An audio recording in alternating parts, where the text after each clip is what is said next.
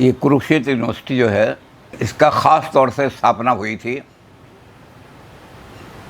भारतीय दर्शन और भारतीय विचारधारा, जिसको कहते हैं इंडिक स्टडीज़ या इंडोलॉजी। तो इसके एक्ट में भी ये लिखा हुआ है कि ये यूनिवर्सिटी स्थापित की जाती है कुरुक्षेत्र में विशेष रूप से भारतीय दर्शन और भारतीय विद्या के प्रचार के लिए। अब जब इसमें फ़िलॉसफी डिपार्टमेंट बना तो बड़ा झगड़ा रहा कि भाई जब ये यूनिवर्सिटी बनी भारतीय दर्शन के लिए है तो पाश्चात्य दर्शन यहाँ से निकाल दिया जाए। लेकिन पाश्चात्य दर्शन के बिना नए विचार ही नहीं मिलते। तो उस झगड़े में जो बहुत ही विद्वान, पहले इस यूनिवर्सिटी में एक बात ये थी कि बड़ी दूर दूर से पकड़ पकड़ करके सूरज भान जी और चौधरी हरवाल लाल जी ऐसे आदमी रहे थे जिनकी अंतर्राष्ट्रीय ख्याति थी। अंग्रेज़ी डिपार्टमेंट में भी ऐसे आदमी बैठे थे। केमिस्ट्री वाले तो ऐसे थे जिनके नाम से कोलोन मुखर्जी रिएक्शन के नाम से एमएससी तक पढ़ाया जाता है।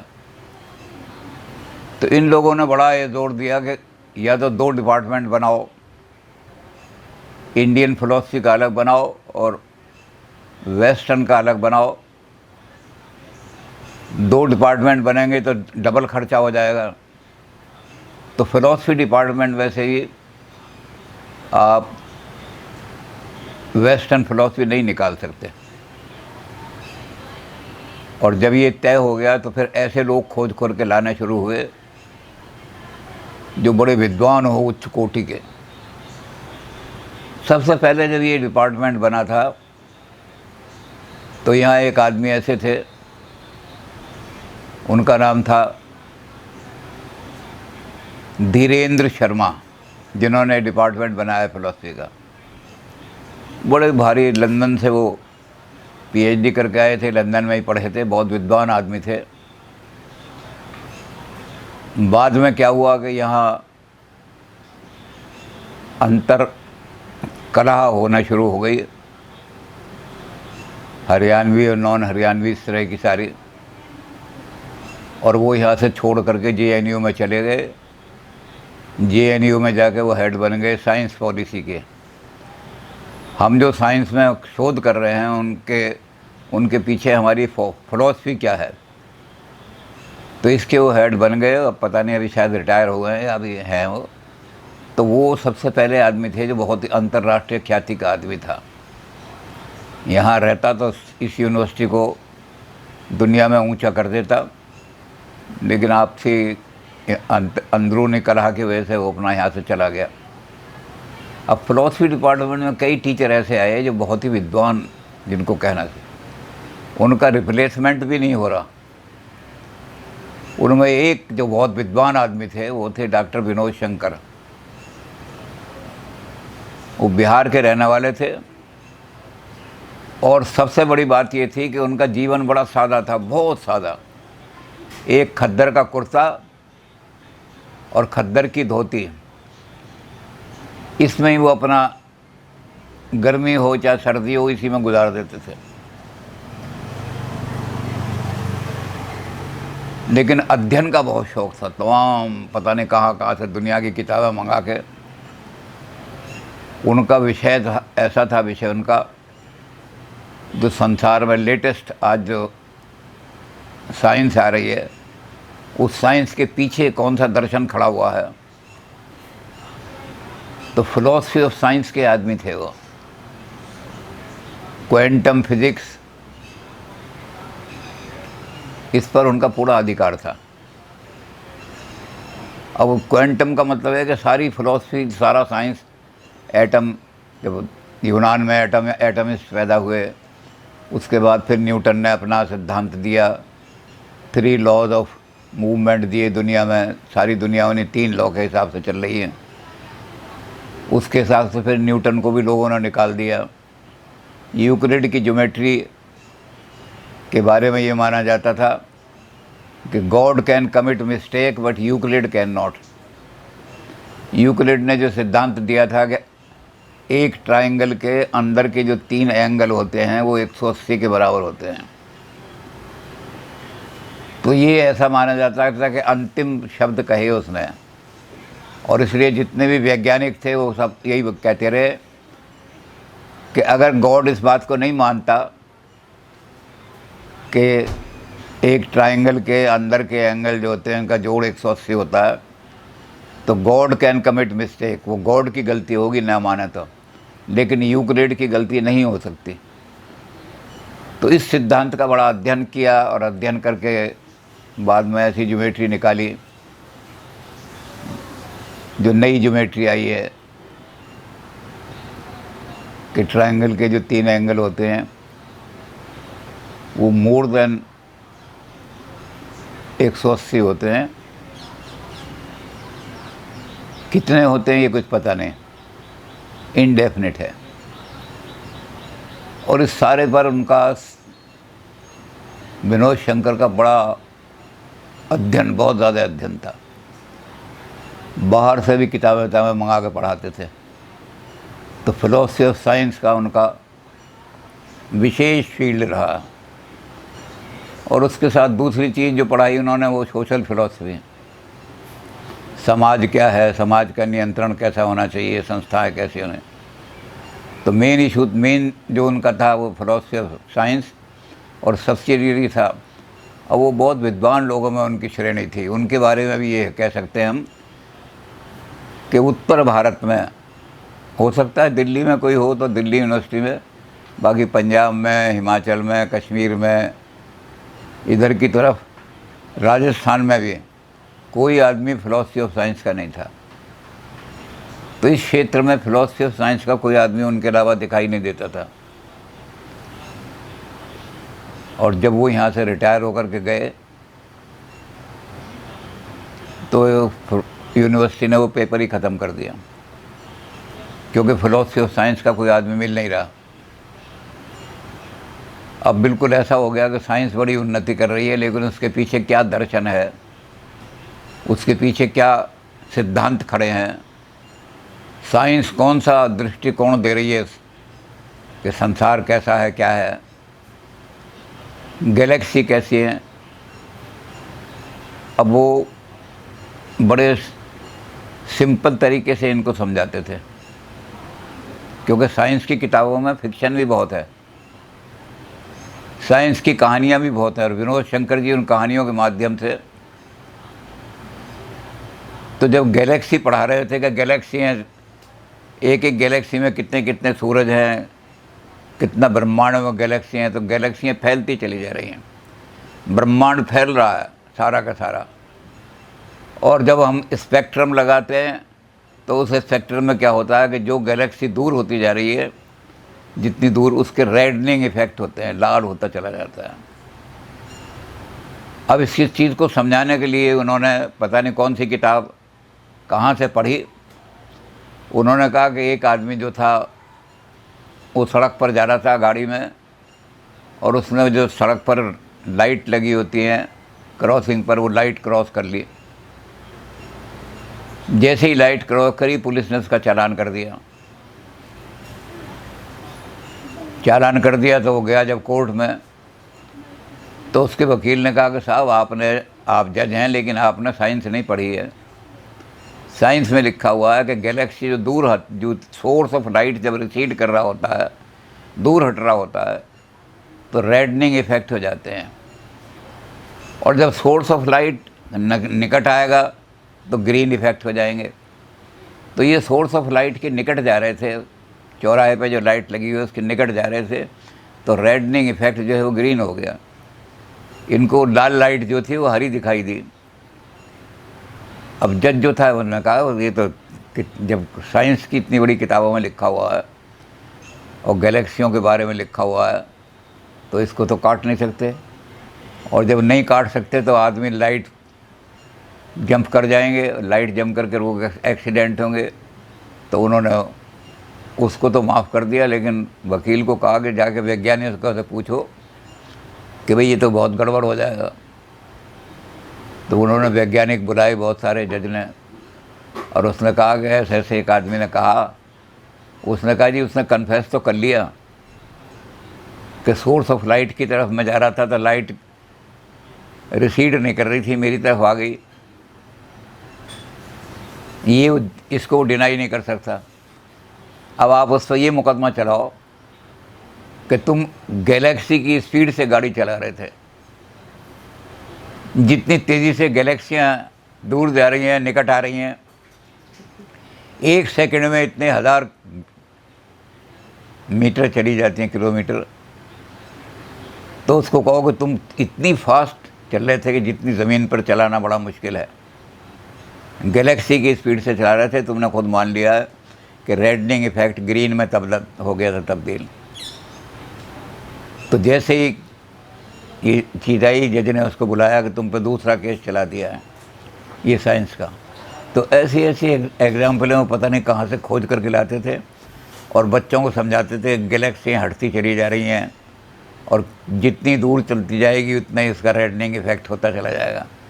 तो इस तरह की बहुत सारी चीज़ें वो ले आते थे और हम भी जब सुनते थे तो हमें ही समझ आता गैलेक्सी कितनी तेज़ी से जा रही हैं, कितना कहाँ हट रही हैं, कहाँ पहुँच रही हैं सारा। तो फिलॉसफी और साइंस पर उनका बहुत बड़ा अधिकार था और इसलिए कोई साइंस का सिद्धांत जब उनके पास रखते थे साइंस वाले, तो उसका फ़ौरन फिलोसफिकल इम्प्लीकेशन बता देते थे कि इसका ये इम्प्लीकेशन होगी फिलोसफिकल। तो वो यहाँ से चले गए, बड़े विद्वान आदमी थे। तो उनका बस यही दुख रहता था कि, लेकिन उनके अंदर एक और गुण था, वो होम्योपैथिक के बड़े ज़बरदस्त डॉक्टर थे। आज जो इस शहर में होम्योपैथिक का बहुत ही प्रसिद्ध और बहुत ही अच्छा डॉक्टर है, जिसके हाथ में बड़ी शिफा है, उसका नाम भी विनोद है, लेकिन वो विनोद शर्मा है। तो विनोद शर्मा को जब कोई ऐसा केस आ जाता था कि बड़ा टेढ़ा मेढ़ा केस और समझ नहीं आ रहा क्या दवाई दूं, तो वो इनको हमारे विनोद शंकर जी को पूछते थे। तो विनोद शंकर जी उसको बताते थे। तो विनोद शंकर जी ने एक बड़ी अच्छी चीज़ बताई, जिनको इल्यूजन हो जाता है यानी भ्रम दिखने लगता है, तो वो जाकर के चक्कर में फंस जाते हैं तांत्रिकों के। अब किसी को ये दिख रहा है कि कमरे के अंदर मेरी ताई जो मर गई थी कमरे के अंदर रात को घूमती रहती है, किसी को और कुछ दिख रहा है कि यहाँ कोई एक बड़ी एक शक्ल जो थी यहाँ चलती रहती है। तो उसने कहा कि ये तांत्रिकों के चक्कर में फंस जाते हैं और मेरे पास कोई दवाई है नहीं इसकी। तो उसने विनोद शंकर जी से कहा कि 1-2 केस ऐसे आए हैं कि डरते बहुत हैं, भयभीत हो जाते हैं उन्हें इस तरह के। तो विनोद शंकर जी ने उसको एक चीज़ बता दी। उन्होंने कहा कि बेलेडोना 30 की इसको डोज दो, 1 हफ्ते के बाद सारे भूत दिखाई देने बंद हो जाए और ये तांत्रिकों के चक्कर में ही पड़ेगा, नहीं तो तांत्रिक जाए लूट लेते हैं हज़ारों रुपया। तो अब वो विनोद शर्मा के पास आप जाओगे डॉक्टर के, तो वो यही कहेगा कि मुझे तो ये दवाई विनोद शंकर जी ने बताई थी, जबकि थे तो वो फिलॉसफी के आदमी, लेकिन अध्ययनशील बहुत थे, बहुत पढ़ते थे वो। तो इसलिए वो होम्योपैथिक पर भी बड़ा अधिकार था। अब वो यहाँ से जब रिटायर होकर गए तो उन्होंने किया कि बिहार में गरीबी बहुत है, लोग एलोपैथिक दवाइयाँ लेने खरीद नहीं सकते, बड़ी महंगी हैं। तो वहाँ उन्होंने कर दिया कि जो पेंशन मिलती है उस पेंशन से मैं होम्योपैथिक की फ्री दवाइयाँ बांटूँगा। मेरे पास पेंशन बहुत ज़्यादा मिलती है, प्रोफेसर को जो पेंशन है वो 40-40 हज़ार इतनी पेंशन मिल रही है। तो अब वो यही काम करते हैं। और अगर कोई हमारी फिलॉसफी ऑफ साइंस की समस्या आ जाती है, क्योंकि अब पढ़ाते तो है ही नहीं है, बंद हो गया है डिपार्टमेंट, लेकिन फिर भी कहीं रेफरेंस आ जाता है, तो विनोद शंकर जी को ही हम टेलीफोन पे पूछते हैं कि ये समस्या आ गई है, ज़रा बताओ। तो फिर वो बता देते हैं कि पढ़ा किताब में अमुक जगह, इसको देखो ये सारा है। तो ऐसे विद्वान आदमी रहे जिनके मुकाबले का आदमी सारे इस इलाके में नहीं, फिलॉसफी ऑफ साइंस का। और चूँकि कोई आदमी नहीं मिला, इसलिए उन्होंने किया, यूनिवर्सिटी ने कहा एक काम करो, ये पेपर ही बंद कर दो, अब फिलॉसफी ऑफ साइंस पढ़ाई नहीं जाती हैं। और इस तरह के आदमी रहे हमारे। जयपुर से एक आए थे NN शर्मा, तो वो उनका क्या, NN गुप्ता, उनका क्या था कि उन्होंने जो नई फ़िलॉसफी है, मॉडर्न फ़िलॉसफी, बिल्कुल मॉडर्न क्या, कंटेम्प्रेरी फ़िलॉसफी, मॉडर्न से भी मॉडर्न है, उसमें आजकल एक नया ट्रेंड चलाया विटगेंस्टाइन वगैरह ने, इन्होंने सबने, कि 50% प्रॉब्लम जो है फ़िलॉसफी की वो भाषा के गलत यूज़ के कारण से या मिसयूज़ के कारण से पैदा हो जाती हैं। तो फ़िलॉसफी का काम क्या है? उन्होंने कहा, अब नए जो थिंकर हैं वो कहते हैं कि फ़िलॉसफी का काम ये है कि वो जो जाले पड़ गए हैं भाषा के मिसयूज़ के कारण से, उन जालों को साफ़ करो, क्लैरिटी। और जब क्लैरिटी आएगी, भाषा ठीक हो जाएगी, तो आधी समस्याएं ख़त्म हो जाएंगी। तत्व ज्ञान की समस्या है, वो सब मेटाफिज़िकल समस्याएं हैं। और मेटाफिज़िकल समस्याएं किस लिए पैदा हो गई हैं कि हम भाषा ठीक तरह से प्रयोग नहीं करते। अब इन्होंने, गुप्ता जी ने क्या काम किया, सबसे पहले आके किया कि एक शब्द है अंग्रेज़ी में इज़। अब ये इस शब्द जो है, इसके अगर ठीक मानी हम ना लगाएं तो सैकड़ों प्रॉब्लम पैदा हो जाती हैं। तो हमें बड़ी रुचि होती थी। मैंने कहा, तो वर्मा जी, गुप्ता जी, आप तो बहुत बड़ी बड़ी बातें कह रहे हैं, ये इज़ तो छोटा सा शब्द है। और फिर उन्होंने बताया कि इज़ के इस्तेमाल से कितनी प्रॉब्लम पैदा हो जाती हैं, और इनको कैसे अगर भाषा में इनको ठीक कर दिया जाए तो प्रॉब्लम ही ख़त्म हो जाएगी। आप सवाल पूछो कोई, तो बजाय इस सवाल का हम जवाब खोजें, हम ये कहेंगे कि इस सवाल को इस भाषा में आप ले आओ। अब एक वाक्य ऐसा था जिसने दुनिया को परेशान कर रखा था, वो ये था, the thatness of that can not be separated from the whatness of that. इस पर पूरी मेटाफिजिक्स कर दी थी खड़ी। क्या ब्रह्म के अस्तित्व को गुणों से अलग किया जा सकता है?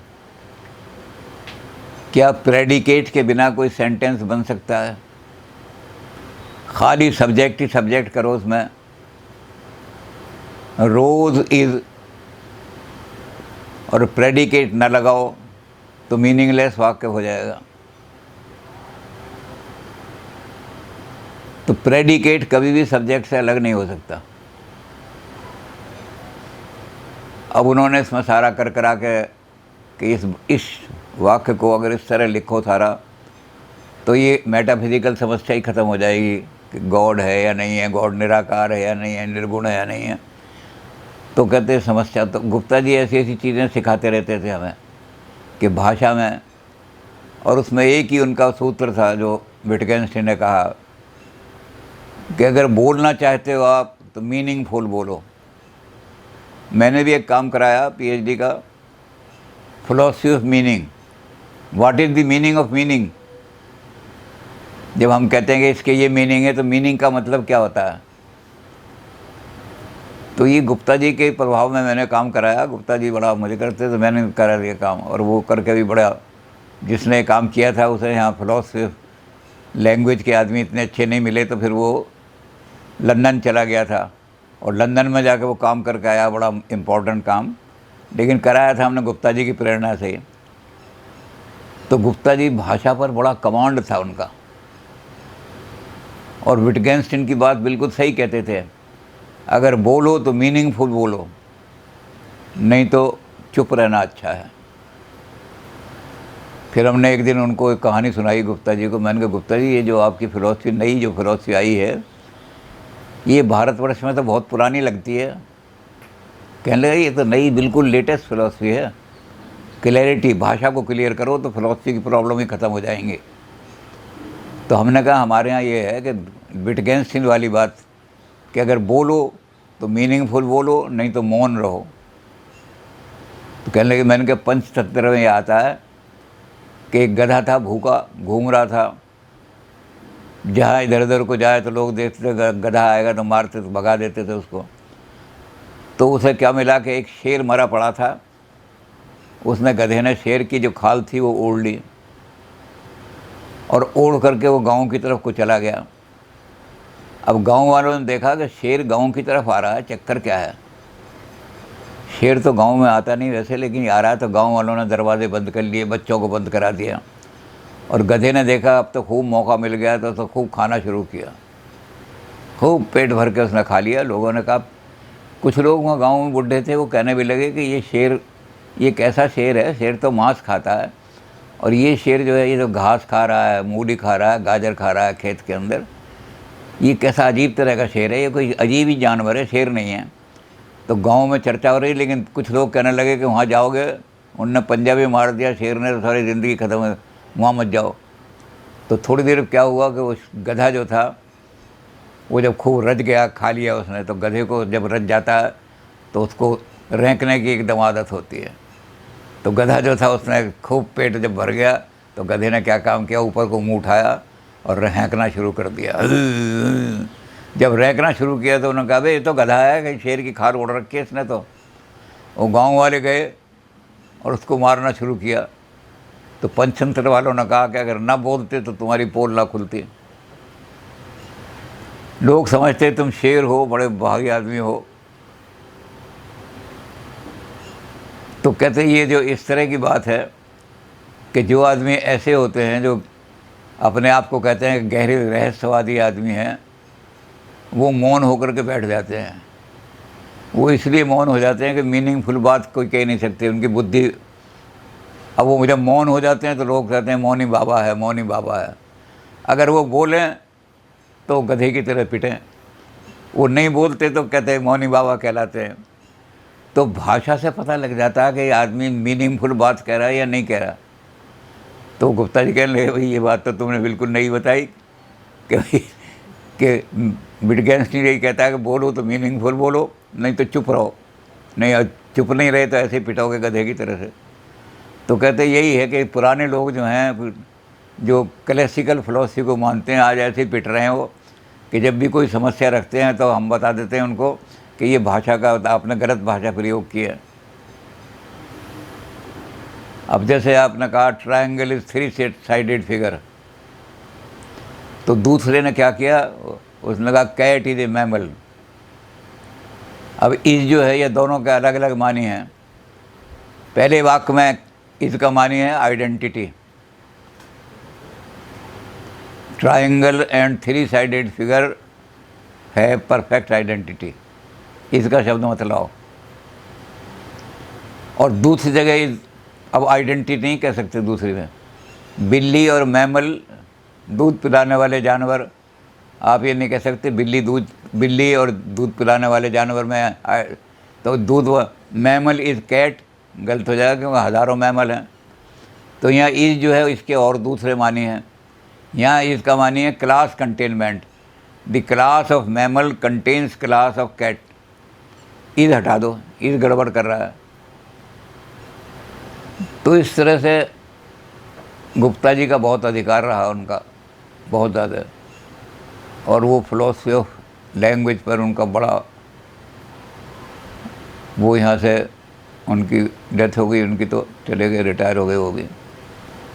तो ऐसे बड़े बड़े विद्वान, और फिलॉसफी ऑफ लैंग्वेज में यही है कि यहाँ चंडीगढ़ में अब तो बहुत बुढ़े हो गए हैं, तो सारे नॉर्दर्न इंडिया में धर्मेंद्र गोयल हैं, उनके बराबर कोई फिलॉसफी ऑफ लैंग्वेज का विद्वान नहीं है। और नंबर 2 पे हमारी एन गुप्ता थे। अब फिलॉसफी ऑफ लैंग्वेज पढ़ाने वाला भी कोई आदमी नहीं रहा। तो लेटेस्ट फिलॉसफी जो है उसको पढ़ाने वाले आदमी कर दिए कि उसमें से सिलेबस में से वो चीज़ें निकाल दो जो बहुत कठिन है, सिलेबस को हल्का कर दो, आदमी इतना विद्वान नहीं मिलेगा कोई। तो वो भी यही हुआ कि सिलेबस में से कुछ चीज़ें छाड़ दी और उसको काट कूट करके ऐसा कर दिया कि आजकल इसको इग्नोर तो कर नहीं सकते फिलॉसफी ऑफ लैंग्वेज को, लेकिन सरल कर लिया ना, भाई ये चीज़ें निकाल दो। तो गुप्ता जी के जाने के बाद भी यहाँ एक शून्य जैसा पैदा हो गया। और तीसरे आदमी जो अभी भगवान के प्यारे हुए हैं वो थे डॉक्टर एस.पी. वर्मा, बहुत विद्वान आदमी। और उनका जो विषय था वो भी एक बड़ा ऐसा विषय जिसको सुनकर के ही लोग घबरा जाते हैं। वो था क्रिटिक ऑफ शंकराचार्य। शंकराचार्य ने अद्वैत वेदांत दिया है, ब्रह्म सत्यम जगन मिथ्या जीवो ब्रह्मैव न परा। अब इस पर बड़ा क्रिटिसिज्म हुआ है, बहुत क्रिटिसिज्म किया लोगों ने। शंकराचार्य को जब कहा कि ब्रह्म सत्य है, निराकार है, निर्गुण है, अभेद है, ब्रह्म जो व्यापक विरज अज अकल अनीहि अभेद, तो फिर ये भेद कहाँ से उत्पन्न हो गए संसार का? जो है ब्रह्म जो ऐसा है वो निर्गुण है, जिसमें कोई गुण ही नहीं है। तो इस संसार में जो गुण दिखा रहे हैं, कोई हरा है, कोई पीला है, कोई लाल है, कोई किसी तरह का है, ये कहाँ से आ गए गुण? तो शंकराचार्य ने कहा कि एक ऐसा सिद्धांत है जो गुण पैदा कर देता है, वो है माया। माया क्या करती है कि आवरण करती है, पहले जो असलियत है उसको छुपा देती है। असलियत निर्गुण है और माया फिर विक्षेप, नाम और रूप जो है माया उसके ऊपर लाद देती है। सोना जो है, उस सोने का ना कोई, सोना एक चीज़ है, उसका ना कोई रूप है, ना कोई आकार है, ना कुछ है। वो कुंडल बनाओ तो कुंडल बन जाता है, कंगन बनाओ तो कंगन बन जाता है। लेकिन जब वो किसी विद्वान के पास जाता है तो विद्वान कहते हैं ना ये कुंडल है ना कंगन है, तो सोना है। तो ब्रह्म है, लेकिन उस पर शक्लें हमारी दिखाई देती हैं। तो इस पर बड़ी लोगों ने, शंकराचार्य की बड़ी आलोचना बहुत लोगों ने की। ब्रह्म और जीव एक ही हैं, इस पर तो बहुत ही लोगों को एतराज़ हुआ कि जीव और ब्रह्म एक कैसे हो सकते हैं। तो हमारे वर्मा जी ने क्या काम किया कि जितने भी क्रिटिक थे शंकराचार्य के, उनकी फिलॉसफी उठाई और फिर उनकी फिलॉसफी में देखा क्या दोष है, उन्होंने आर्गूमेंट कहाँ गलत दिए, उनकी सबकी धज्जियाँ उड़ा दें। Critics of Shankaracharya. शंकराचार्य को जितने क्रिटिसाइज़ करने वाले थे, उनकी क्रिटिक, उनकी धज्जियाँ उड़ा करके और वेदांत को उन्होंने बड़े दृढ़ आधारों पर खड़ा कर दिया। उनका भी ये था कि जब वो वेदांत पर बोलते थे, संस्कृत में सारा ब्रह्मसूत्र ऐसा था, उनको बहुत बड़ी किताब है ब्रह्मसूत्र। और ये माना जाता है वेदांत के आचार्यों में कि जिसने प्रस्थानत्रयी का अध्ययन नहीं किया, यानी ब्रह्मसूत्र, गीता और उपनिषद, ये तीन चीज़ें प्रस्थानत्रयी। तो जिसने प्रस्थानत्रयी का अध्ययन नहीं किया और उस पर कोई भाष्य नहीं किया, उसको आचार्य पद पर नहीं आसीन करना चाहिए। शंकराचार्य, रामानुजाचार्य, माधवाचार्य, तो आचार्य वही बन सकता है जिसने प्रस्थानत्रयी का अच्छा अध्ययन किया। उसमें ब्रह्मसूत्र सबसे पहले आ जाता है। पिछले साल की है, उससे पिछले साल की बात है कि एक आदमी जो थे वो महामंडलेश्वर थे, तो उन्होंने बड़े लोगों को, पार्टी वार्टी, सारे सन्यासियों को बुला के और भोजन वोजन कराया। 150-200 बड़े बड़े सन्यासियों को भोजन कराया और खुद वहाँ कहा कि अब मैं आचार्य बन गया हूँ, महामंडलेश्वर से आचार्य हो गया हूँ। तो अपने आप को आचार्य घोषित कर दिया। तो 4 जो हमारे शंकराचार्य हैं, उन्होंने कहा कि ये आचार्य कहलाने का हकदार नहीं है। जितने मंडलेश्वर गए और इसको आचार्य बनाया, वो मंडलेश्वर भी अज्ञानी मालूम देते हैं, तो उसको ज़बरदस्ती उस पद से नीचे हटा दिया कि आप आचार्य नहीं बन सकते। तो वो बेचारा इतना पैसा खर्च करके भी फिर उन्होंने कहा कि आपको आचार्य कहलाने का कोई अधिकार नहीं जब तक आप प्रस्थानत्रयी न करें। तो वर्मा जी ने ब्रह्मसूत्र के जब बोलते थे ब्रह्मसूत्र पर, तो धारा प्रवाह उन्हें सारा ब्रह्मसूत्र का एक एक चीज़ ऐसे एस्पेक्ट कर देते। तो वर्मा जी भी अब चले गए। अब वेदांत का उतना गहरा अध्ययन करने वाला संस्कृत डिपार्टमेंट में जो हैं एक आदमी फिर भी वो प्रस्थानत्रयी का अपने आप को ज्ञाता नहीं मानते, केवल वेदांत का ही मानते हैं, तीनों चीज़ों नहीं मानते। सुरेंद्र मोहन मिश्रा हैं, बड़े ज्ञानी आदमी हैं, वो संस्कृत डिपार्टमेंट में हैं। फिलॉसफी में इतना ज्ञानी आदमी कोई अब नहीं आया वर्मा जी की, जो वेदांत का इतना गहन अध्ययन हो। तो ऐसे आदमी अब चले गए। अब फिलॉसफी में अब तो छोटे छोटे आदमी रह गए हैं, वो थोड़े जो। अब देखो कौन बढ़िया कोई आदमी कोई आएगा तो अच्छा है, कहीं मिल जाएगा तो, नहीं तो छाया है, तो छाया चल रही है उनकी।